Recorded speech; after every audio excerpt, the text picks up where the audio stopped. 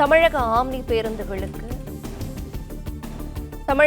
பேருந்துகளுக்கு அண்டை மாநில அரசுகள் அபராதம் விதிப்பதால் தொழில் நலிவடையும் நிலையில் உள்ளதாக கூறி போராட்டமானது நடைபெற்று வருவதாக இபிஎஸ் கூறியிருக்கிறார். கூடுதல் விவரங்களை செய்தியாளர் ராஜகுமரன் வழங்க கேட்கலாம். ராஜகுமரன், வணக்கம். விவரங்களை சொல்லலாம். தமிழக ஆம்னி பேருந்துகள் மீது பிற மாநில அரசுகள் அபராதம் விதிப்பதால் அவர்களுடைய தொழில் நலிவடையும் நிலையில் உள்ளதாக கூறி ஆம்னி பேருந்து உரிமையாளர்கள் கடந்த 9ஆம் தேதி இரவு முதல் பேருந்துகளை இயக்காமல் போராடி வரக்கூடிய அந்த நிகழ்வுகளை சுட்டிக்காட்டி இருக்கக்கூடிய எதிர்க்கட்சித் தலைவர் எடப்பாடி பழனிசாமி, கடந்த ஒரு வார காலமாக ஆம்னி பேருந்துகள் வெளி மாநிலங்களுக்கு இயக்கப்படாததால் தமிழக பயணிகள் பிற மாநிலங்களுக்கு பயணம் மேற்கொள்ள இயலாமல் மிகுந்த சிரமத்திற்கு உள்ளாகியுள்ளனர் என்று குறிப்பிட்டிருக்கின்றார் எதிர்க்கட்சித் தலைவர் எடப்பாடி பழனிசாமி.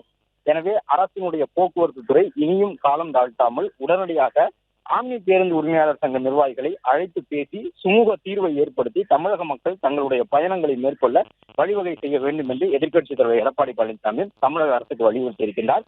கடந்த 9ஆம் தேதி இரவு முதலே கேரளா, கர்நாடகா உள்ளிட்ட மாநிலங்களுக்கு செல்லக்கூடிய ஆம்னி பேருந்துகள் இயக்கப்படாமல் இருக்கின்றன.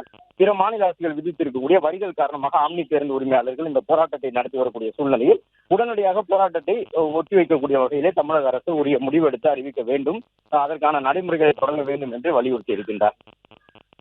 பிளே ஸ்டோர் மற்றும் ஆப் ஸ்டோரில் இருந்து பாலிமர் செயலியை QR கோடு மூலம் பதிவிறக்கம் செய்யுங்கள். செய்திகளை உடனுக்குடன் பெறுங்கள்.